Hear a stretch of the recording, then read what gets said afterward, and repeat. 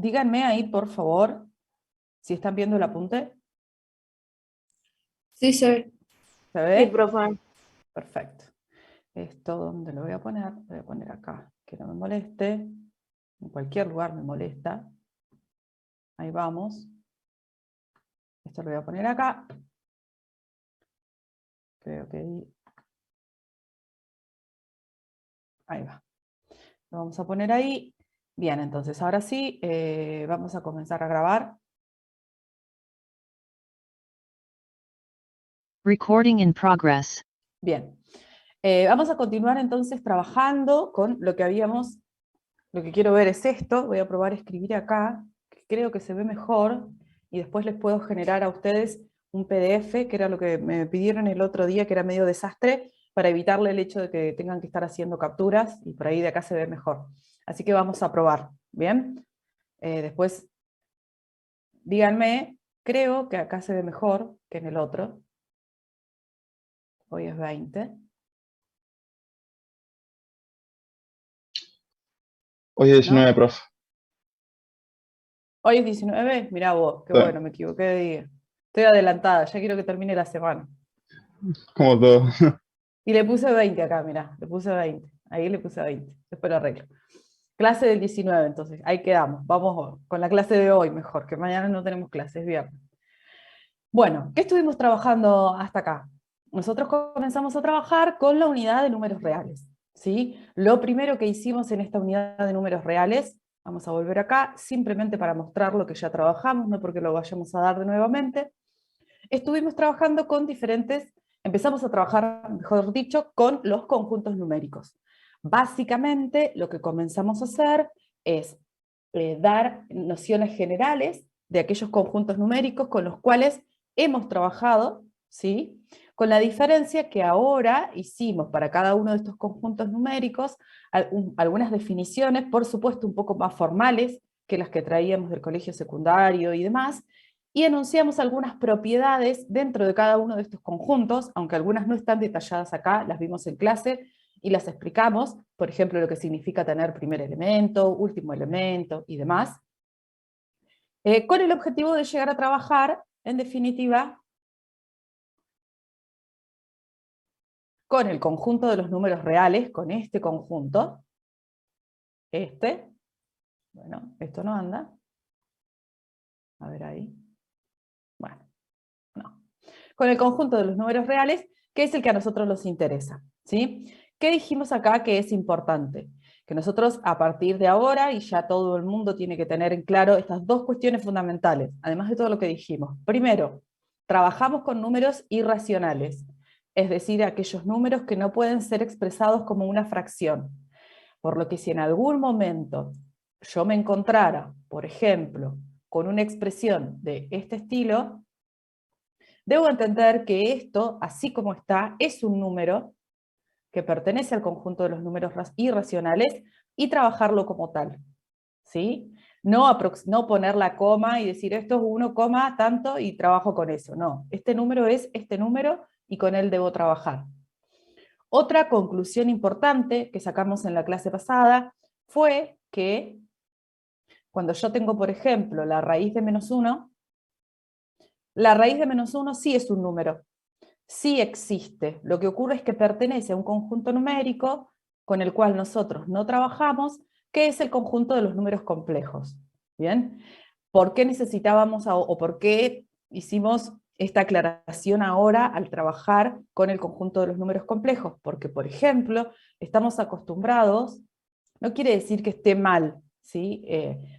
Es correcto, uno lo trabaja de esta manera cuando está en el colegio secundario por el grado, por el tipo de educación que uno está recibiendo, ¿sí? A veces uno va adecuando aquellas cuestiones al público que tiene, es la verdad, ¿sí? Entonces, si yo ahora tengo x al cuadrado más 1 igual 0, de paso comenzamos a trabajar con ecuaciones, y yo quiero resolver esta ecuación, uno estaba acostumbrado a que al llegar acá,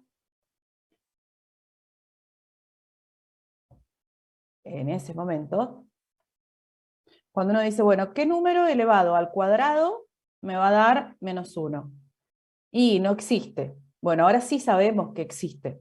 Entonces ya al encontrarme con esto, no puedo volver a decir que no existe. ¿Bien? Tengo que decir que esto sí existe, pero la solución pertenece a un conjunto con el cual nosotros no trabajamos. La solución está en el conjunto de los números complejos. No me importa cuánto da, nosotros no trabajamos con complejos, no me interesa, pero hay una diferencia en la respuesta en decir que algo no existe, a decir que sí existe, pero que está dentro de lo que uno trabaja. ¿Bien? Entonces, esto, no sé por qué no me anda el resaltador. Bueno, no me deja, no importa. Vamos a escribir con este. A decir que no existe hay una gran diferencia. ¿Bien? Entonces ahora la respuesta que nosotros podemos dar frente a esta situación es otra. ¿Hasta dónde llegamos? Después de hablar de los conjuntos numéricos, empezamos a trabajar con operaciones, repasamos algunas de las propiedades más importantes del producto y de la adición, las más conocidas. Importantes ahora de nuevo el hecho de que exista elemento neutro. A ver si acá me deja resaltar esto. Ahí va. Que exista elemento neutro. Para la suma el neutro es el 0. Para el producto el neutro es el 1. ¿Bien? Que exista inverso. El inverso aditivo en el caso de la suma, o el opuesto, como solemos llamarlo. El inverso multiplicativo para cualquier número real, excepto el 0. ¿Bien? Luego de esto empezamos, ahí quedamos, y ahí es donde vamos a continuar hoy, a repasar dos operaciones.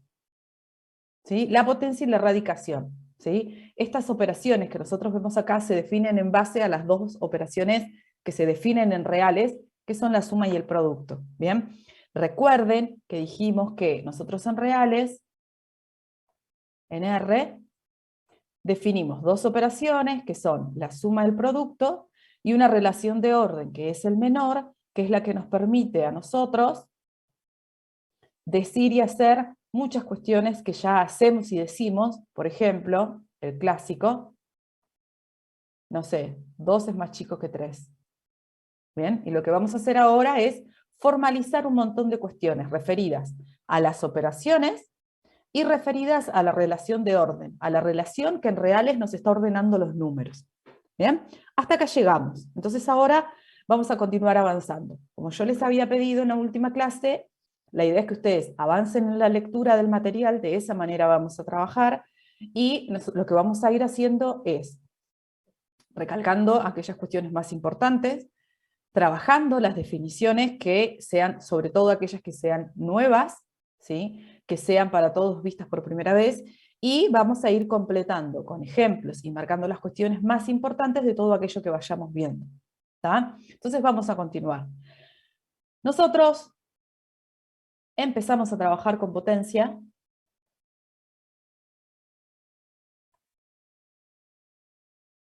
Dijimos que cuando nosotros tenemos la potencia, tenemos un número que se llama base, un número que se llama exponente. ¿Sí? Este que está acá, que se llama base, puede ser un número real cualquiera. Pero este chiquitito que está arriba, ¿sí? Que es la potencia y que se llama exponente, tiene condiciones. En primer lugar, ese exponente tiene que pertenecer al conjunto de los números naturales. ¿Sí? Y bajo esas condiciones nosotros definimos a elevado a la n como a por a por a por a n cantidad de veces.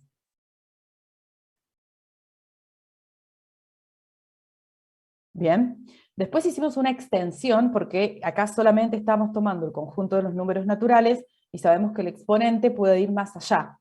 Entonces definimos a elevado a la 0 como 1, siempre y cuando a no sea 0, porque 0 elevado a la 0 no existe, y definimos a elevado a un número negativo, porque si n es natural, el opuesto, recuerden que forma parte del conjunto ya de los números enteros, de esto también hablamos, y cuando yo tengo, entonces, siempre acá pensando a diferente de 0, bajo estas condiciones dijimos que para resolverlo, yo busco el inverso multiplicativo de a, y entonces lo elevo a la menos n.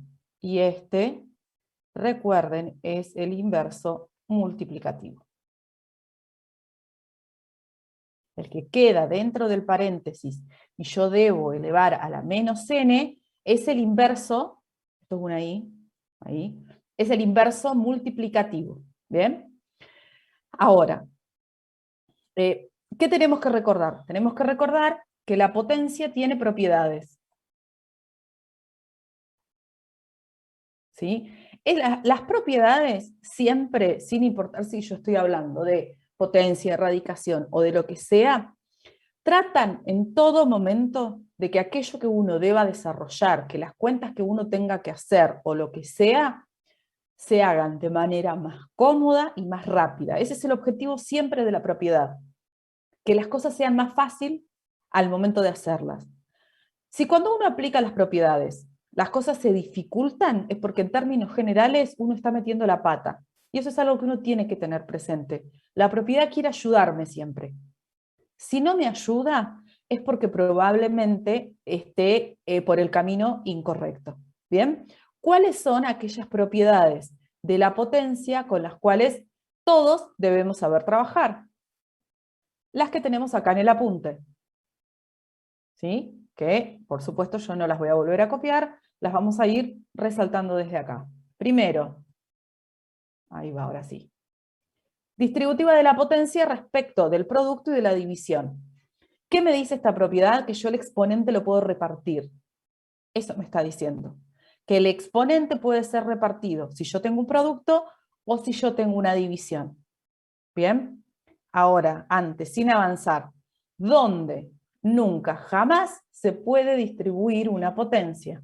Acá sí, ¿dónde no? En la suma. En En la suma y suma y En la resta. la resta. suma. Muy bien, ni en la suma ni en la resta. ¿Estamos? No puedo aplicar propiedad distributiva porque no existe de esa potencia ni en una suma ni en una resta. Es decir, está aclarado más adelante, pero lo vamos a escribir acá. Ojo con esto. Esto no se puede hacer.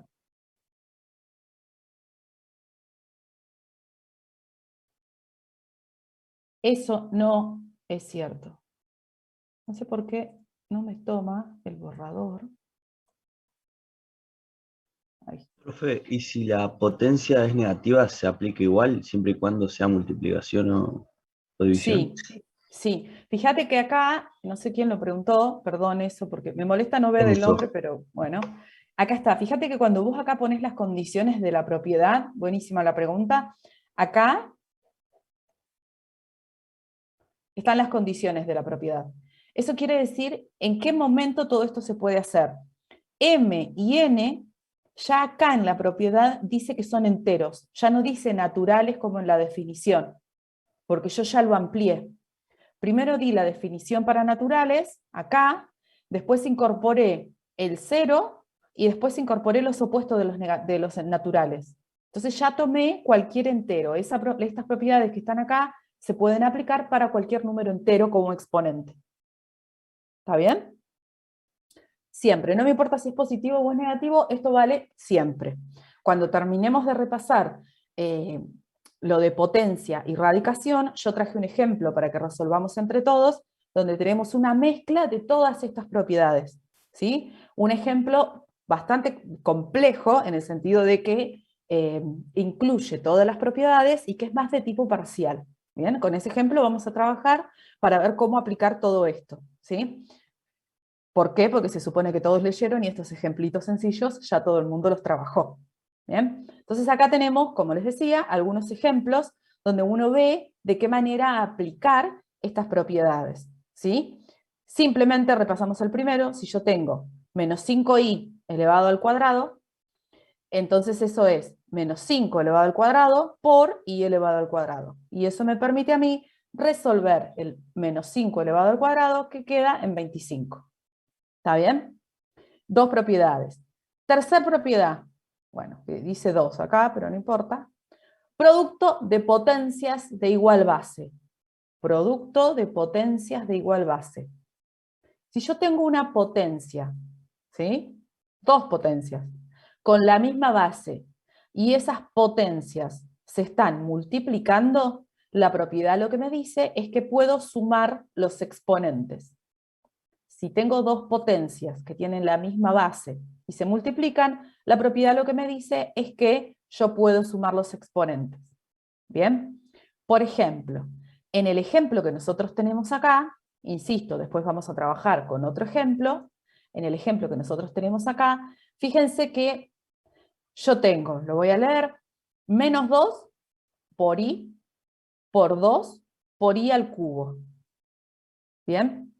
Si yo tengo menos 2 por i por 2 por i al cubo, hay una i al cubo acá y un i acá, que son potencias y que tienen la misma base. Entonces yo puedo tratar de juntar esta i con esta i. La i que está sola con la i al cubo. ¿Bien? Y como todos estos son números reales, vale la propiedad asociativa y conmutativa, que eso es algo que nosotros ya vimos. Por eso, yo acá trato de acomodar y me queda menos 2 por un lado y pongo i, 2 e i al cubo juntos. ¿Sí? Estos paréntesis que están indicados acá, que me encierran i, 2 e i al cubo, están puestos, no es que cuando uno tiene un producto de varios factores deba poner paréntesis, sino que están puestos ahí para indicar qué es la operación que estoy haciendo. ¿Bien? Resuelvo, ¿está? Entonces me queda i con i, me va a quedar i con i al cubo, me va a quedar i a la cuarta. Y los otros dos que se parecen bastante son este i a la menos 2, este 2, perdón, el menos 2 con el 2. Pero uno es positivo y otro es negativo. Entonces no tengo exactamente la misma base. Bueno, lo que yo hago es escribirlo de la manera que me conviene. Si yo tengo menos 2, tener menos 2 es lo mismo que tener menos 1 por 2. ¿Cuál es la ventaja de escribirlo de esta manera? De escribir el menos 2 como menos 1 por 2, que yo logro que el 2 quede solo y entonces sea exactamente el mismo número que tengo repetido acá, que también es el 2. Le saqué el signo, no es que perdí lo que tenía, sino que lo escribí en otro lugar porque me conviene. ¿Por qué me conviene? Porque entonces el 2 con el 2 los puedo juntar y me queda 2 al cuadrado. ¿Ok? Esto lo vamos a hacer un montón de veces. Esto es ir acomodando las cosas para que uno pueda aplicar la propiedad. No es que uno cambia el ejercicio, uno no cambia el ejercicio. Uno lo que hace es ir simplemente reacomodando aquello que tiene. Seguimos con las propiedades. Tenemos cociente de potencias de igual base. En el producto los exponentes se suman. Si en lugar de tener un producto tengo una división, los exponentes se restan. Si tengo potencia de potencia, es decir, si tengo una potencia y todo eso elevado nuevamente a otra potencia, los exponentes se multiplican. ¿Sí? Y quinta propiedad, que esta la incorporamos, habitualmente no está en los libros como propiedades de la potencia, pero nosotros la vamos a incorporar acá. Para cualquier número real que a mí se me ocurra tomar, recuerden que el símbolo es un cuantificador que se llama para todos, los vamos a volver a escribir hasta que nos familiaricemos con esto. Es como una A en mayúscula con patas para arriba, y esto significa para todo. Para todo X perteneciente al conjunto de los números reales, esta E significa pertenece. Para todo número que esté en el conjunto de los números reales, los dos puntos cuando nosotros los escribimos significan se verifica o pasa tal cosa. ¿Bien? Para cualquier número perteneciente a los reales se cumple, se verifica que ese número elevado al cuadrado es mayor o igual que 0. ¿Bien? Esto es algo que también uno habitualmente siempre sabe. Siempre que tengo un número elevado al cuadrado me da mayor o igual que 0. ¿Sí? Siempre que tenga un número como real. Por eso está la aclaración. Porque recién nosotros vimos que cuando yo tengo, lo tenía por acá, ahí, que yo puedo tener algún número que elevado al cuadrado me dé negativo, pero ese número es un complejo, no es un real. Nosotros acá estamos hablando de números reales. ¿Sí? Por eso, esta es una propiedad enunciada para números reales, que son los números con los cuales nosotros trabajamos. ¿Bien? ¿Cuál es la generalización de esta propiedad? Porque yo acá puse un cuadrado como exponente. En términos generales, siempre que el exponente sea par, eso es cierto. Ahora yo les pregunto a ustedes, ¿qué es un número par? ¿Todo el mundo sabe qué es un número par?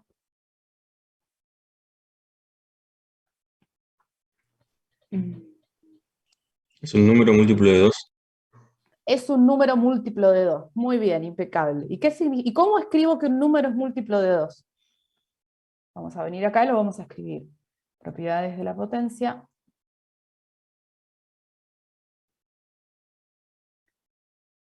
Díganme un número par. 4, 4. 4. ¿Otro?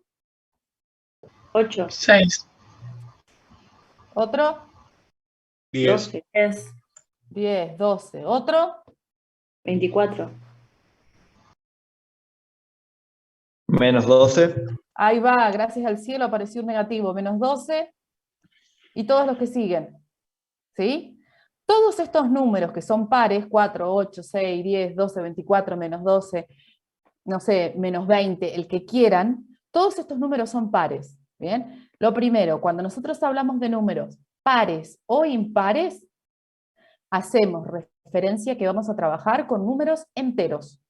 ¿Bien? ¿No? De todo el conjunto, los conjuntos numéricos con los cuales nosotros trabajamos, cada vez que hacemos referencia a que un número es par o impar,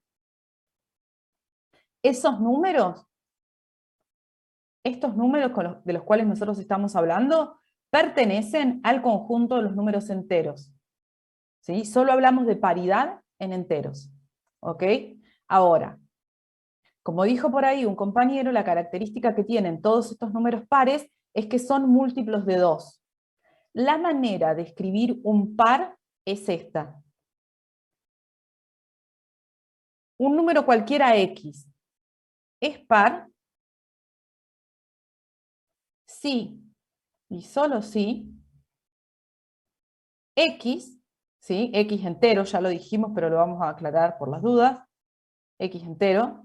X es par si solo si X se puede escribir como 2 por T, donde ese T también es entero.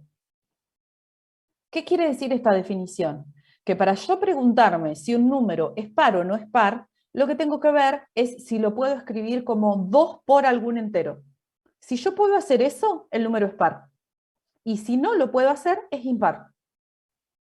¿Bien? ¿Por qué? Porque cuando yo digo que un número es impar,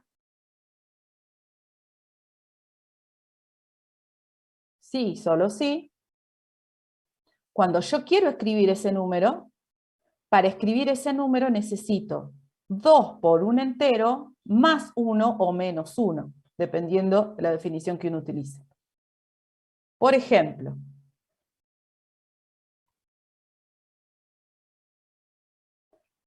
¿cómo es ustedes me dijeron que el 24 es par. ¿Cómo puedo escribir el 24 para poder asegurar que es par? 6 por 4. Bueno, pero la definición me dice 2 por algo. ¿2 por quién? 2 por 12. Por 2. 12. 2 por 12. Y este 12 es el entero del que estoy hablando. ¿Por qué menos 12 es par?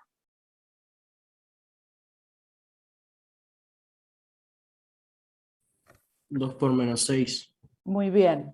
2 por menos 6.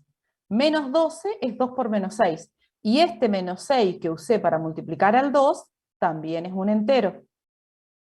El 15 es par. No. No. No, porque fíjense que para que 15 sea par, yo tendría que poder hacer esto. Tendría que poder escribir el 15 como 2 por algo, pero este algo tiene que ser un entero. Y no hay entero que multiplicado por 2 a mí me dé 15, por eso el 15 no es par. Entonces el 15 es impar, porque todos los números enteros son o pares o impares, no tienen otra opción. ¿Sí? Todo número entero, ¿es par o es impar? ¿Es múltiplo de 2 o no lo es? ¿Ok? Si yo digo que el 15 no puede ser par porque no puedo encontrar acá un entero, acá, no hay un entero que multiplicado por 2 me dé 15, entonces tiene que ser impar. ¿Cómo puedo escribir entonces el número 15? Como 2 por un entero más 1. ¿Quién debe ser este entero? 7. 7. Listo. Como el 15 lo puedo escribir como 2 por 7, que me da 14, más un 1, este 15 es impar. Este es el entero del que habla la definición. Bien, otro, y ya vamos terminando con esto. No sé, Profe, sí, disculpe, sabe que el impar lo entendí, pero el par que explicó arriba no, ¿cuál? el ejemplo que dio. Si lo puede Por- volver a explicar, por favor. ¿Por qué el 24 es par? Hagamos otro, mirá, para que no quede el mismo. El 0. ¿Cómo es el 0? Neutro. ¿Pero el 0 es entero? Sí. Entonces o es par o es impar. Es par. Es par. ¿Y por qué es par?